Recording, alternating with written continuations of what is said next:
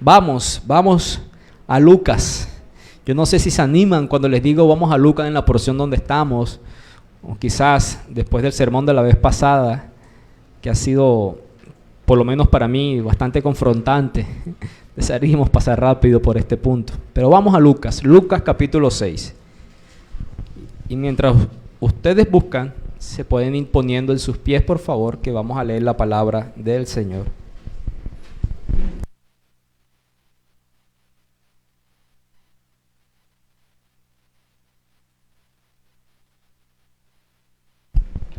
Vamos a Lucas 6. Ustedes recuerdan, la vez pasada estuvimos en los versículos del 29 al 36. Hoy vamos a estar en los versículos 37 y 38. Los versículos 37 y 38, solamente esos dos. Yo leo el 37 y todos en conjunto leemos el 38, ¿de acuerdo? Lucas capítulo 6, versículo 37. No juzguéis y no seréis juzgados. No condenéis y no seréis condenados. Perdonad y seréis perdonados. Todos juntos. Bendiga, bueno.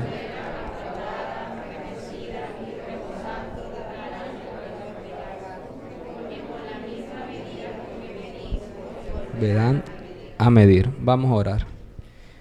Dios, Señor, Padre, 2 versículos, es tu palabra y es una gran bendición tener capacidad para poder leerla, tenerla delante de nosotros, Señor. Tú mismo llamas que ser expuesto a tu verdad es pasar de la oscuridad a la luz.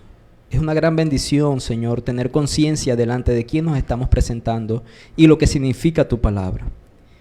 Padre, en esta lectura rápida, quizás no hay una inquietud aparente de lo que el texto puede significar. Pero si damos un análisis rápido, seguramente comprendemos que estamos lejos de aplicar esta verdad. O quizás pudiéramos pensar inmediatamente que este texto aplica a alguien que conocemos. ¿Cuán lejos estamos de esa verdad, Señor? Padre, tu palabra dice que con ella podemos discernir lo que hay en nuestros corazones, porque es como una espada de 2 filos, Señor. Ayúdanos en esta mañana a ser expuesto a esa verdad. Ayúdanos a hacer esta mañana, estar delante de ti con un espíritu humilde, atendiendo tu voz para en humildad reconocer nuestras equivocaciones y pecados, apartarnos de ellas, implorar a ti por el perdón y ser purificados también. Señor, para llevar esta verdad necesitamos de tu gracia sustentadora, necesitamos de tu gracia santificadora y de esa gracia que también trae los muertos a la vida espiritual. Todos juntos, Señor, no sumaríamos méritos suficientes para que tú escucharas esta oración.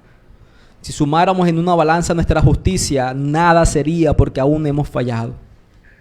Pero nuestra gloriosa esperanza se halla en aquel que cumplió tu justicia en perfecta rectitud, en aquel que no se haya pecado, en aquel que es perfecto delante de ti, en nuestro glorioso Señor Jesucristo.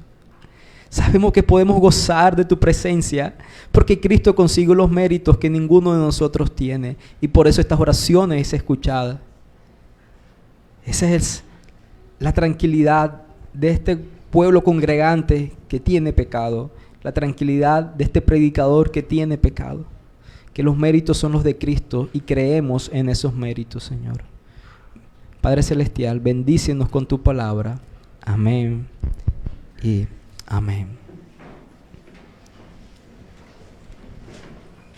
A los que quizás estén por primera vez o a los que lleven poco tiempo, sencillamente ¿dónde nos encontramos en este evangelio de Lucas?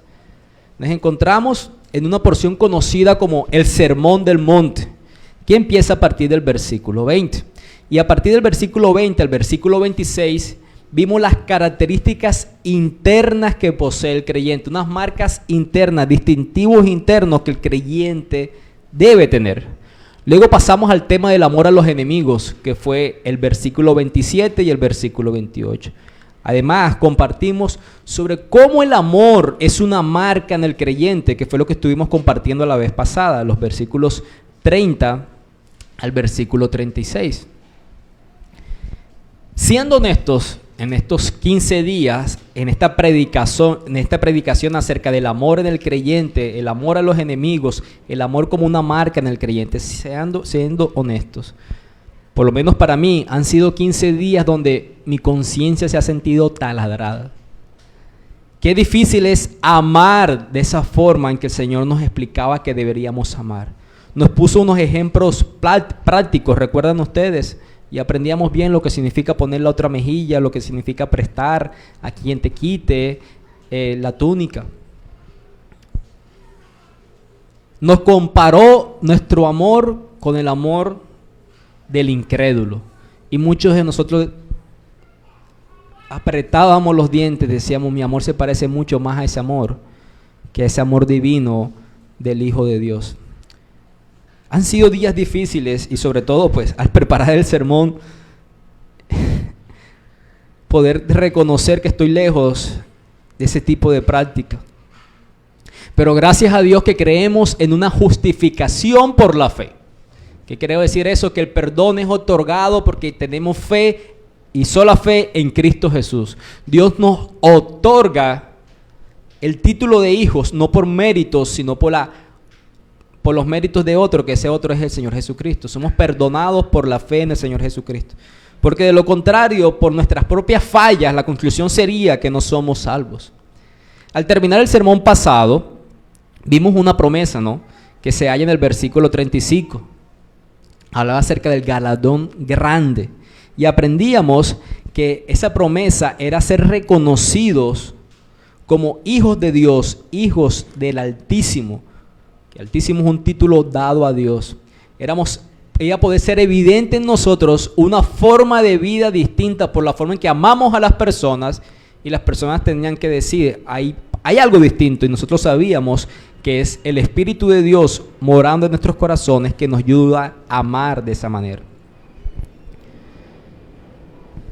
En estos dos versículos que hemos leído en esta mañana, lo que el Señor Jesús hace es aterrizarnos y recordarnos que si bien es cierto, nosotros practicaremos esta clase de amor para con los hombres, con las demás personas en nuestras relaciones interpersonales, lo importante sigue siendo caer en cuenta de que nuestra relación con Dios es el punto fundamental. Practicamos este amor entre los hombres, pero nuestra relación con Dios es el punto fundamental. En pocas palabras, el Señor nos recuerda que nuestra vida aquí, en esta tierra, es un viaje, un peregrinaje, y que nos conduce a un juicio final, a un último examen. Y ese examen es delante de Dios, porque delante de Dios vivimos todos los días. Y esto es muy bueno. Esto es muy bueno que se halle en este sermón que le está exponiendo. ¿Por qué? Porque la mayoría de nuestros inconvenientes y problemas que tenemos en nuestro diario vivir surgen de olvidar en la práctica esta realidad que vivimos delante de Dios. ¿No? Ustedes, si yo les pregunto, ustedes saben que vamos a pasar por un juicio donde nuestra vida será juzgada. Seguramente ustedes me dirán, sí, sé que estaremos delante del tribunal divino. Y les preguntaría, ¿vivimos siendo conscientes de eso? Que nuestras palabras, pensamientos, acciones, omisiones estarán expuestas delante del Señor. Diríamos no. Si fuéramos conscientes de eso, no pensáramos todo lo que pensáramos, no dijéramos todo lo que dijéramos y no actuáramos todo como conforme a lo que actuamos. El hombre natural no le preocupa, porque el hombre natural solamente se preocupa del aquí y del ahora, no le interesa el futuro eterno, porque para él este es el único mundo que existe, lo único relevante para él es lo que tú consigas aquí y en el ahora. Pero el cristiano es un hombre que debería andar consciente de que está solo de paso. Debería saber que siempre camina en la presencia de Dios y que va a encontrarse con Dios. Este pensamiento debería controlar toda la vida del creyente. En lo que Lucas resume, condensa, recoge en este sermón, que como les dije es el sermón del monte y que conocemos también que se halla en Mateo capítulo 5 hasta el capítulo 7, el resumen de Lucas, el texto que Lucas nos pone de este sermón es mucho más corto que el de Mateo. Y lo que Lucas pone en este resumen nos lleva a considerar esta cuestión acerca de nuestro andar en este mundo. ¿Cómo nos lleva a considerar a partir de estos versículos? Bueno, primero, desde un sentido del juicio, un sentido de juicio. Segundo, a partir de los versículos 39 al versículo 45, cómo escogemos al maestro que seguimos. Y culmina al final con ese cuadro llamativo de las dos casas. Ustedes recuerdan, el que construye una casa sobre la roca, el que construye una casa sobre la arena. Y en esta mañana solamente vamos a mirar esta primera parte referente al juzgarnos los unos a los otros. Ustedes recuerdan que esta miniserie sobre el Sermón del Monte de Lucas, en términos generales la hemos llamado la vida del creyente. Y como título particular para estos dos versículos, le he colocado la recompensa de Dios al amor en el creyente. La recompensa de Dios al amor en el creyente. ¿Y por qué le puse como recompensa? Porque miraremos que la centralidad la encontramos al final del versículo 38. Con la misma medida con que medís, os volverán a medir. Una retribución pudiera ser, en vez de la palabra recompensa, la retribución de Dios al amor que practicamos como creyentes. Y esta mañana, aunque son dos versículos, tenemos un solo punto, y es la meta del amor del creyente. Es un solo punto, aunque tiene 4 comandos o 4 mandatos. Pudiéramos llamarlo también si quieren 4 puntos. Es un solo punto con 4 mandatos. ¿Cuáles son los mandatos que se hacen la meta del amor del creyente? Es amar de tal forma que ese amor no concluya a mitad de camino, sino que tengamos una meta lejana, y esa meta es no juzgar, no condenar y de forma positiva perdonad y dad. Esos son los 4 mandatos que el Señor establece en esto. Y tenemos que practicarlos de tal forma, siendo conscientes que retribuirá nuestras acciones según las practiquemos. ¿Y a quién? ¿A quién no debemos juzgar? ¿A quién no debemos condenar? ¿A quién debemos perdonar? ¿A quién debemos dar? Bueno, como ustedes recuerdan, en el versículo 27, él decía, a nuestros enemigos. A nuestros enemigos. En términos generales, al prójimo, pero también incluye a nuestros enemigos. ¿Quiénes son nuestros enemigos? Los enemigos del Evangelio, los enemigos de la cruz, los enemigos de Cristo.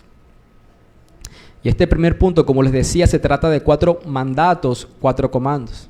Y vamos a empezar por donde uno empieza, por el principio. Y es no juzguéis. La versión NBI dice no juzguen.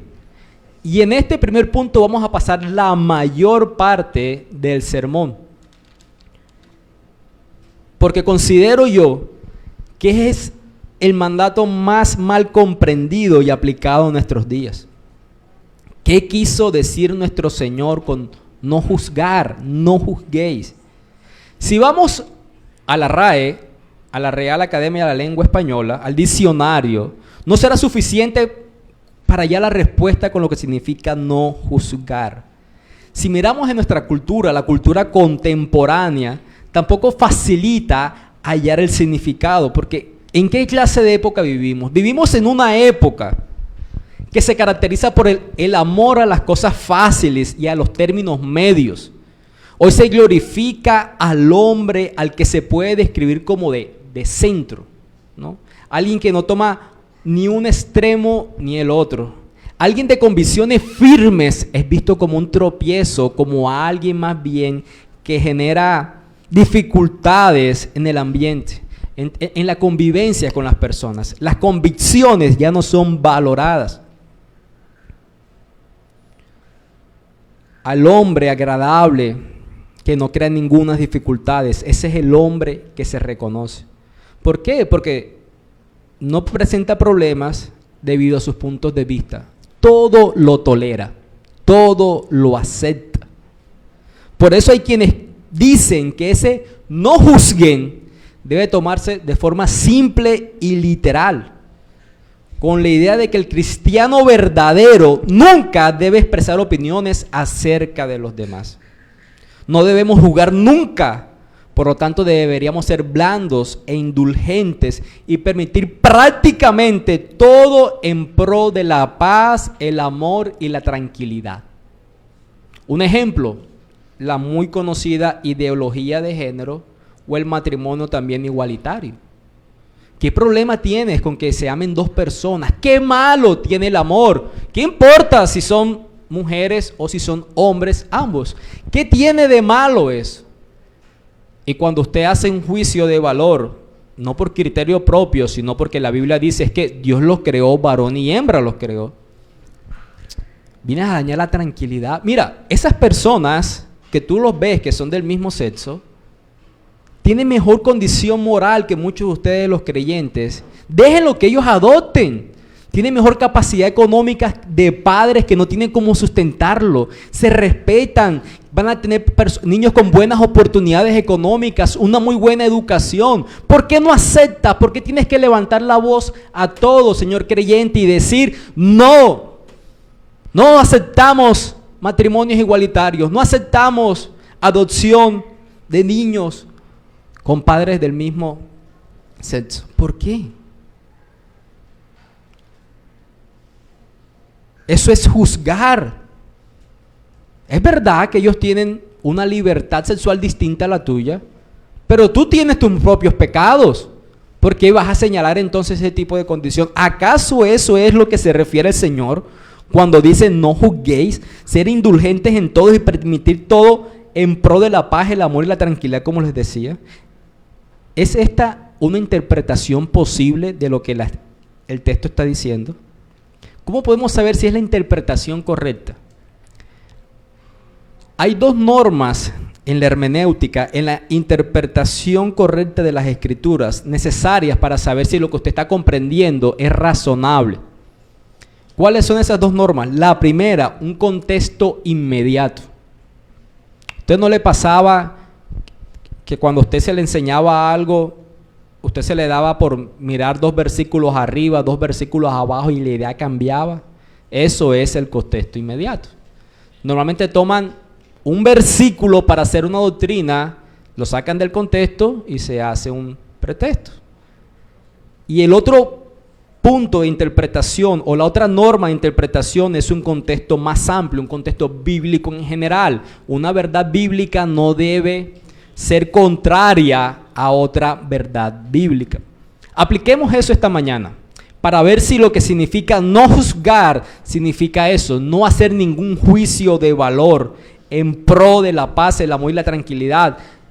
Eso no importa que seamos indulgentes ante principios no cristianos. ¿Cuál es el contexto inmediato?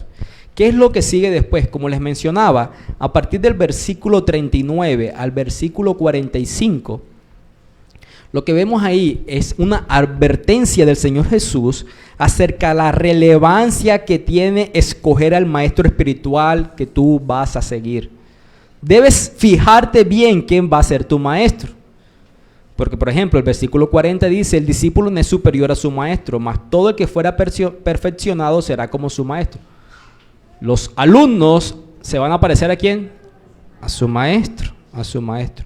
¿Cómo puedes entonces discernir o escoger al maestro apropiado? Bueno, haciendo un examen, haciendo un análisis, juzgando sus palabras y sus acciones. ¿Por qué? Porque algunos de ellos, dice el versículo 42, son hipócritas. Y otros, en el versículo 45, dice que son malos. Son malos. Si tuviera entonces que aplicar el texto y decir no juzgar, significa no hacer ningún tipo de juicio, no pudiéramos aplicar el escoger el maestro adecuado para nuestra dirección espiritual, porque para poder escogerlo tú tienes que hacer ¿qué? Un juicio.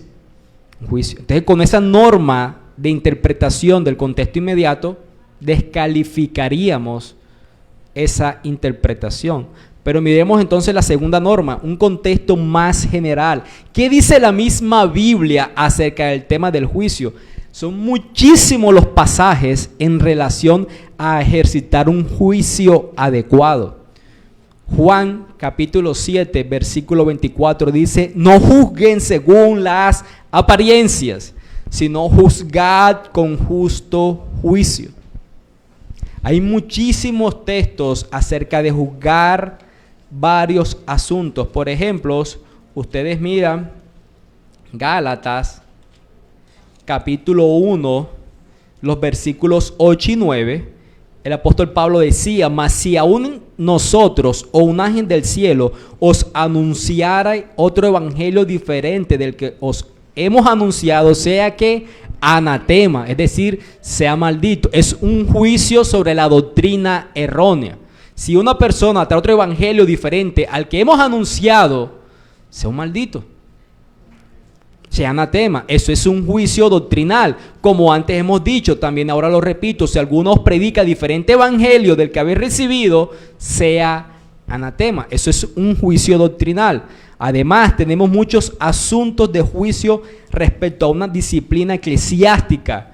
Muy bien conocido el pasaje de Mateo 18, que hemos estado estudiando acerca de lo que es la disciplina eclesiástica. Mateo 18, los versículos del 15 al 18. Si tu hermano peca, ¿qué debes hacer?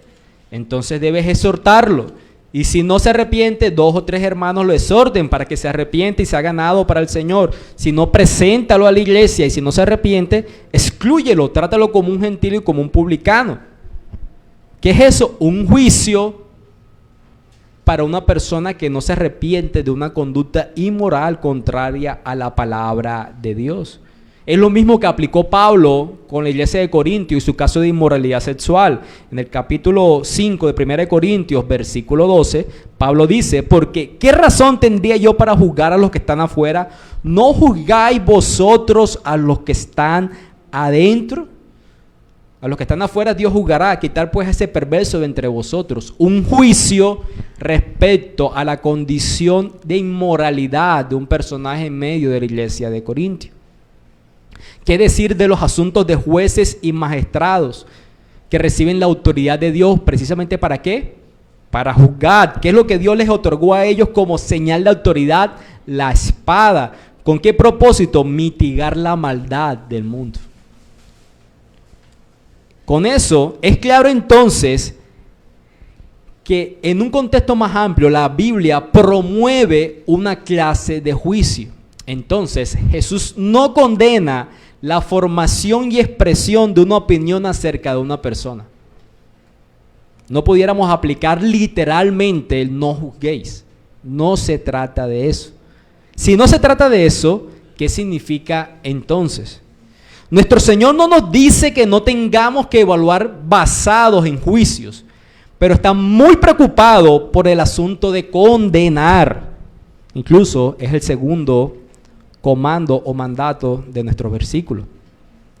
El creyente normalmente tiende a los extremos y se sale de la centralidad de la vida práctica del evangelio. ¿Qué quiero decir con eso? La Biblia dice criar a sus hijos en amonestación y la disciplina de Dios. Si usted fue un padre si usted es un hijo de cuyos padres recibió maltrato físico severo, cuando usted tiene sus propios hijos, usted puede tender a 2 cosas. Como yo recibí violencia de mis padres, yo ni siquiera quiero llamar la atención. Yo sé lo que eso se siente. Usted coge un extremo y es no disciplinarlo. El otro extremo, ¿cuál sería? Aplicar la ira personal a la molestia por las acciones de su propio hijo, ¿no? Pero la palabra de Dios dice: amonéstalos en la disciplina de Dios. Centralidad, como si el creyente andara como en el filo de un cuchillo, que fácilmente puede irse para un lado o puede irse para el otro. Eso puede suceder también, por ejemplo, cuando la Biblia nos dice: exhortaos los unos a los otros.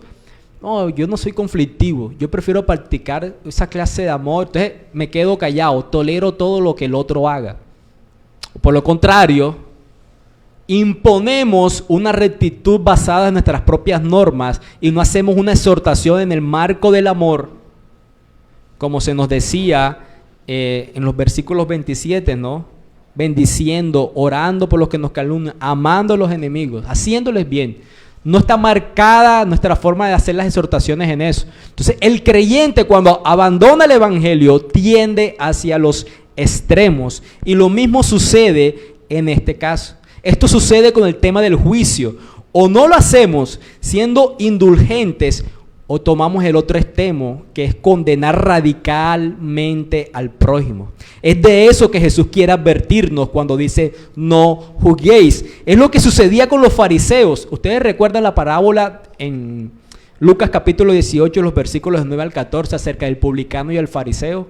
Cuando el publicano, ni siquiera pudiendo mirar al cielo, decía: sé propicio para mí porque soy pecador. ¿Cómo se presentaba el fariseo? El fariseo se presentaba diciendo: Dios, yo te doy gracias porque no soy como los otros hombres, ni siquiera aún como este publicano. Y debemos recordar cómo Jesús trató con asuntos como estos de elevada rectitud personal. Recuérdense las palabras de él: el que de vosotros esté sin pecado, sea el primero en arrojar la piedra. Y hasta este punto, yo espero que ustedes estén comprendiendo que esto no se trata de que está sentado a tu lado, se trata de ti y de mí. ¿Ustedes recuerdan a quienes Jesús predicó esencialmente este sermón? ¿A las personas generales? No. Este fue un sermón predicado a los que oís, ustedes que me oyen, es decir, ustedes mis discípulos. Esto tiene que ver contigo si eres creyente. Somos culpables de juzgar hasta condenar. Lo somos. Yo les decía, no han sido 15 días fáciles para mí. Y es una risa irónica para no llorar.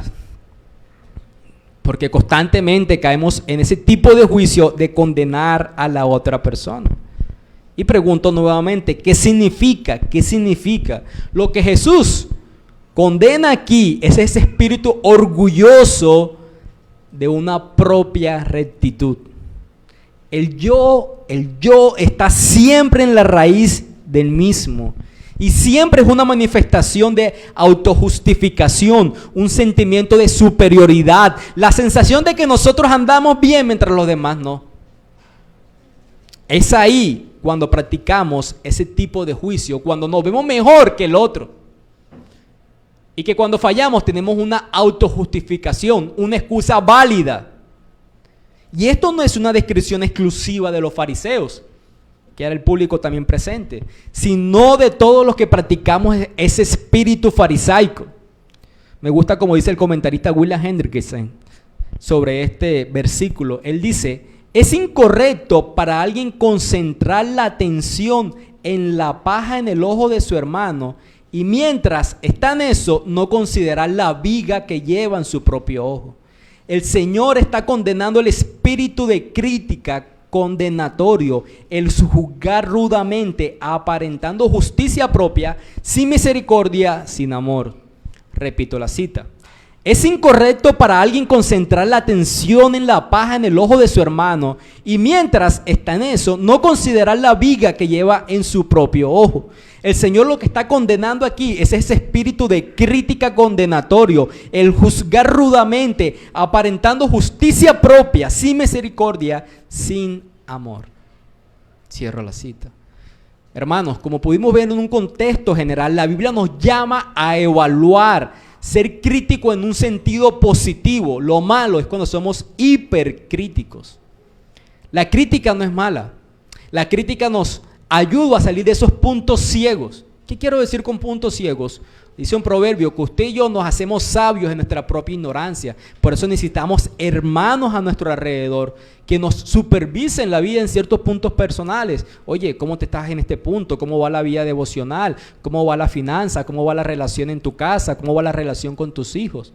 Porque muchas veces creemos que estamos haciendo las cosas bien, pero se necesita una opinión de otra persona a nuestro alrededor. Eso no tiene nada de malo, eso es constructivo, eso hace, el corazón lo mantiene humilde, lo contrario te hace soberbio y la maleza del orgullo sigue creciendo en tu propia vida. El tema cuando caemos en un hipercriticismo, hay una diferencia enorme. Lo que debemos evitar entonces es decir lo que no es verdadero, como dice Éxodo 23:1, no mentirás. Decir lo que es innecesario, como dice Proverbios 11:13, y carente de misericordia, como dice Proverbios 18, versículo 8. Creo que la mejor forma de comprender de cómo caemos en estos escenarios es mirando dos ejemplos. Estos ejemplos nos pueden dar más luz de lo que intento decirle. David, ¿ustedes recuerdan David? ¿Ustedes recuerdan después que pecó con Betsabé? Se presentó un hombre delante de él, un profeta enviado de Dios, de nombre Natán, segunda de Samuel, capítulo 12, versículos 1 al 7. Y Natán le cuenta una historia. David, imagínate que había un hombre que tenía muchas ovejas y había uno que tenía una sola corderita. Y ese hombre que tenía muchas ovejas, vilmente, cruelmente le quitó al que tenía solo una y se la quitó. ¿Y cómo respondió David? Juzgarlo, traerlo, muerte para él, sin darse cuenta que en lo que condenaba a otros se estaba condenando a sí mismo. De ese es ese espíritu hipercrítico, cuando ponemos la lupa en el otro y nosotros no nos miramos. Otro ejemplo, Romanos 14. En Romanos 14 hay un hecho bastante conocido que es acerca del trato del hermano débil en la fe. Romanos 14, los versículos del 1 al 10. Y Pablo desarrolla una idea. Hay alguno que come de todo, pero otro que es débil no come de todo, solo come legumbres. El que come de todo no menosprecie al que no come, y el que no come no juzgue al que come de todo. ¿Por qué? Porque de Dios lo ha recibido. Y sigue ampliando la idea.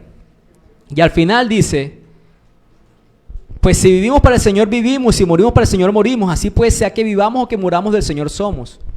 Y dice en el versículo 10, pero tú, ¿por qué juzgas a tu hermano? O tú también, ¿por qué menosprecias a tu hermano? Porque todos compareceremos ante el tribunal de Cristo. Hay que recordar que sí estaremos en un juicio, pero es el juicio de Dios. ¿Por qué señalas a tu hermano? Es la intención que está diciendo el apóstol Pablo aquí. Recuerden, el creyente normalmente tiende a los extremos. La Biblia sí muestra un contexto de hacer una evaluación, hacer un juicio y reaccionar a ese juicio. En el Estado como ciudadanos, en el creyente dentro de la iglesia frente al pecado del hermano contra el Señor. Pero podemos caer en el otro extremo, que es lo que Jesús está advirtiendo aquí, que es irnos hasta la condenación. Como el ejemplo que les puse de David. Y en nuestro versículo Jesús añade: y no seréis juzgados. ¿Por quién? Por Dios, porque es Dios el que dará retribución a nuestras acciones. Cuando él estaba enseñando acerca de la cena del Señor en la escuela dominical, hablaba de no participar de la cena indignamente en 1 Corintios capítulo 11. Y en los versículos del 30 al 32 dice: si pues nos examinamos a nosotros mismos, no seríamos juzgados. Mas siendo juzgados, somos castigados ¿por quién? Por el Señor. Si el hermano participa indignamente de la cena, que usted dice: ¿y ese está participando de la cena? Usted no tampoco, con ese espíritu debería participar de la cena. Porque el que hace el juicio del que participa indignamente, según ese texto, ¿quién es? El Señor. El Señor. Nosotros hacemos la advertencia, lo que el texto enseña, pero dejamos el juicio ¿a quién? Al Señor, como lo leíamos en Romanos 14, en el versículo 10. Somos juzgados por el Señor. Y Jesús va un paso más allá. Y es cuando da el segundo mandato. Dice: no condenéis, no condenen, como dice la NBI. ¿Y qué es esto? Es un sinónimo. Quizás llevando la idea hasta el final. No tienes derecho de arreglar o de establecer su condenación. No te pongas en el lugar de juez. No te pongas en el lugar del verdugo. Cuando llegamos a este punto, no actuamos con misericordia. Y según el versículo 36, debemos ser misericordiosos porque nuestro Señor es misericordioso. Y mayor aún, olvidamos de dónde hemos venido. Hermanos, qué ligeros somos de olvidar nuestra condición pasada antes de ser creyente. señalamos y condenamos a nuestro prójimo, porque ni siquiera el creyente, sino el prójimo, como si nosotros no hubiésemos pasado por ahí. Miren las palabras en Tito, capítulo 3, versículo 3. Porque nosotros también éramos en otro tiempo insensatos, rebeldes, extraviados, esclavos de concupiscencia y deleites diversos, viviendo en malicia y envidia, aborrecibles y aborreciéndonos unos a otros. Usted era así. Y yo también, y peor. ¿Cuál es la diferencia? ¿Por qué condenamos al que no es creyente? ¿Cuál es la diferencia entre usted y ellos? Sus obras, por su propio autodominio y su capacidad, no. Sigue diciendo el pasaje, pero cuando se manifestó la bondad de Dios, nuestro Salvador, y su amor para con los hombres, nos salvó, no por obras de justicia que nosotros hubiésemos hecho, sino por su misericordia. En lo que usted juzga a otro, la diferencia es que Dios tuvo misericordia de usted. Y Dios no le debe misericordia a nadie. No se ponga en un lugar donde va a recibir una retribución. ¿Por qué? Porque nuestro texto dice, no juzguéis. ¿Por qué? Porque seréis juzgados. ¿Juzgados por quién? Por el Señor. No condenéis. ¿Por qué? Porque seréis condenados. Luego nuestro Señor pasa a las instrucciones del lado positivo. ¿Y cuál es la primera? Perdonad. Perdonen. Dice el pastor John MacArthur, nunca eres más como Dios que cuando perdonas a alguien. Nunca te pareces más a Dios que cuando tú perdonas a alguien. Eso es lo que Él hace. Extiende misericordia, otorga gracia, da perdón.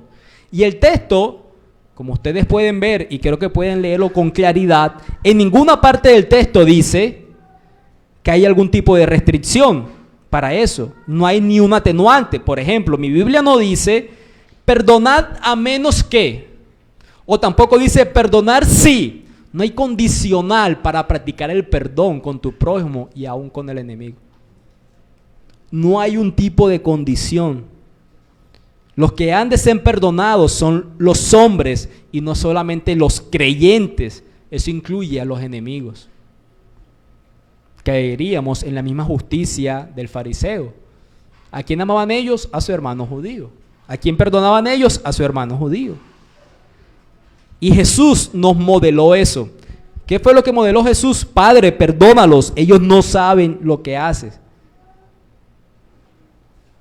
Y además de perdonar, dice que seremos ¿qué? Perdonados, seréis perdonados.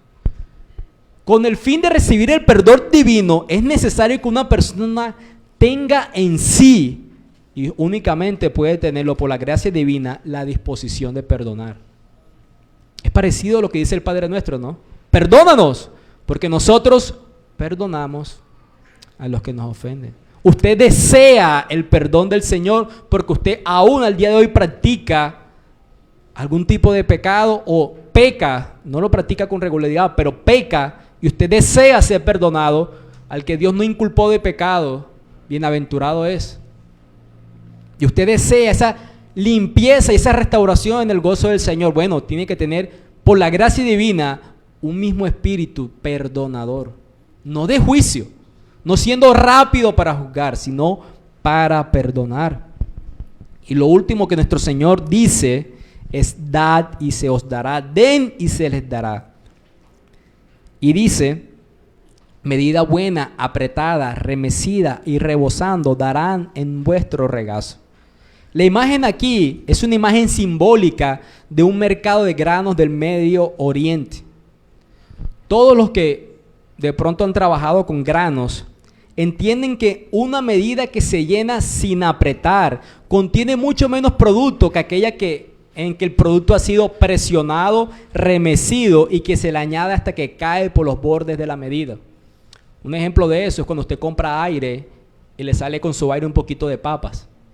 Usted compra las bolsas que tiene más aire que papas, ¿no? Es llenado de tal forma que pasa eso. Usted, si ha trabajado o ha visto el escenario con granos, yo tengo muy gráficamente lo que sucede con los sacos de café, para que quepa más producto, usted toma El contenido lo sacude, lo golpea, lo presiona a tal punto que pueda ser llenado en su totalidad. Esa es la imagen que él está diciendo en la forma en la que se te va a devolver lo que tú das. No aire, como con las papas, sino mucho mayor, a tal punto que se derrama por los bordes de la medida. La promesa aquí es que la persona que da generosamente también va a recibir generosamente. Y Jesús establece el principio general con respecto a las recompensas. ¿Cómo va a ser tu recompensa según tu juicio, según tu condena, según perdonas y según das? Como una marca de tu amor, como la meta de tu amor. Tu amor tiene que ser a tal punto que no se quede en el camino, sino que tu amor debe ser de tal forma que no juzgue, que no condenes, que perdones y que des. ¿Y cómo va a ser la retribución, como les decía, o la recompensa del amor del creyente por parte de Dios, que era el título del sermón? Él establece el principio, que es con la misma medida con que medís, os volverán a medir. Y eso aplica en todo, aún en el tema financiero. Segunda de Corintios, capítulo 9, versículo 6, ¿lo recuerdan? La siembra, lo que hablábamos del agricultor, el Señor va a retribuir según lo que tú hayas sembrado. Estudiamos ese texto hace unos domingos atrás, en el mes de enero. Nosotros recibiremos conforme lo que cosechemos. Lot, ¿recuerdan de Lot? Génesis capítulo 13, en los versículos 10 al 11, estaba con Abraham. Habían crecido muchísimo. ¿Y qué hizo Lot? Miró hacia la parte donde se veía más verde, que apuntaba hacia Sodoma y Gomorra. ¿Qué cosechó él? Codicia. ¿Cómo terminó él? Con su familia destruida, su mujer vuelta una estatua y casi que muere él también, sino por la misericordia de Dios.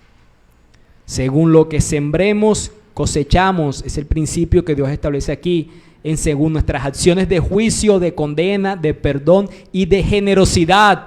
No solo con el creyente, sino con el prójimo en general, y eso incluye al enemigo.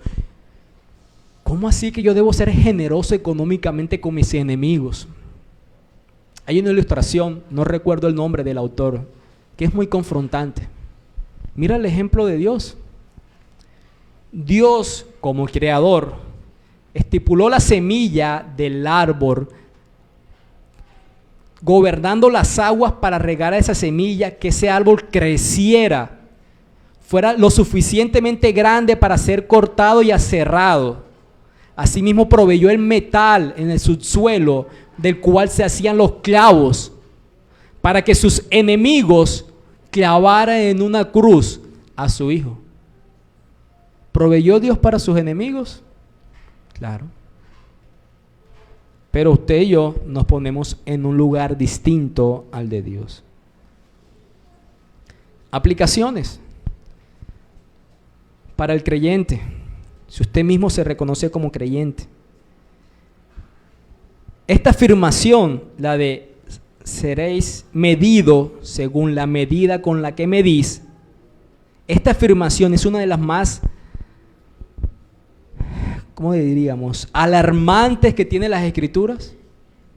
Es un semáforo en rojo, tamaño pantalla de estadio, así bien grande, un pare del tamaño monumental, no sé cómo decirlo. ¿Por qué?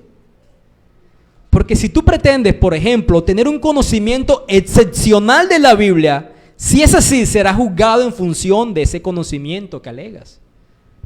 Porque según lo que pretendes ser, entonces serás juzgado. Si demandas mucho del servicio de los demás, serás juzgado por tu forma en la que servís. No hacen las cosas como deberían hacerlas. ¿Y tú cómo las haces? Sentado y delegando. Es que no tienen el conocimiento adecuado para ser un maestro dentro de la iglesia. Tú estudias a veces.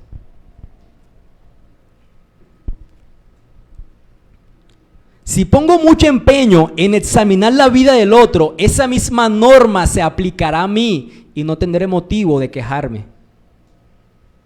¿A qué nos debe llevar ese principio establecido por Dios? A pecar menos, ¿no? Y sobre todo a ser misericordiosos. ¿Cómo vemos a las otras personas? Si tú te consideras que no tienes a Cristo en tu corazón, si tú comprendes que no tienes una relación basada en la fe de la obra del Señor Jesucristo, si tu vida por tus acciones es evidente que no hay una transformación en ti, si tú dices creo en Dios y vives como si Él no existiera, como decía al inicio, sin ser consciente de la presencia de Él en este mundo, no solo en el creyente, sino delante de todas las personas, y que Él va a traer juicio a las vidas. Y tú mismo dices, yo soy uno que juzgo, yo soy uno que condeno severamente, yo soy uno que es difícil para perdonar, asimismo no soy generoso, soy uno de esos. Bueno, tienes que saber que eso no se cambia voluntariamente. Lo que sale de tu boca es lo que está en tu corazón. Lo que tú necesitas no son acciones morales nuevas, lo que necesitas es un corazón nuevo. Pero ¿sabes? Dios en su gracia no te lo niega. Venid a mí, dice Él. Todo el que viene a mí, yo no lo echo afuera. Preséntate con una conciencia, reconociendo esa incapacidad, no pidiendo hacer nuevas obras meramente externamente, sino con un corazón nuevo, siendo primariamente consciente de su presencia. Y Él lo otorga. Arrepiéntete de tus pecados. Abraza al Señor Jesucristo como el único perfecto, porque los que están a tu lado son pecadores como tú. La única diferencia es que la misericordia de Dios ha sido manifestada porque nos hemos arrepentido de nuestros pecados. Amén. Vamos a orar. Padre, oh Dios, Señor, bendito eres en tu bondad, en tu misericordia. Bendito eres por permitirnos estudiar este texto, Señor. Amar a los enemigos, de qué forma debemos amarlos. Y en la comparación que hiciste con los pecadores, nos animaste con la recompensa recibida, pero nos dices que la meta es a tal punto de no juzgar, de no condenar, de perdonar y de dar. Recordando ese principio que según medimos a los demás, seremos medidos por ti. Porque delante de tu tribunal divino, Señor, nos presentaremos para rendir cuenta. Tú juzgarás nuestras acciones, palabras y omisiones. Señor, queremos pedirte perdón porque hemos tenido ese espíritu centrado en el yo, de autojustificación, de mayor rectitud que el otro, Padre. Eso es contrario a ti. Sí, es verdad, tu palabra nos dice en qué momentos debemos hacer juicios de valor, pero caemos en ese hipercriticismo, Dios. Purifícanos con tu Espíritu Santo, Señor. Límpianos en tu poder, porque tienes el poder para hacerlo. Aquellos que reconocen que se hallan en incredulidad, Señor, perdónalos, Padre Celestial, y dales la gloria de recibir el Evangelio del Señor Jesucristo. Amén y amén.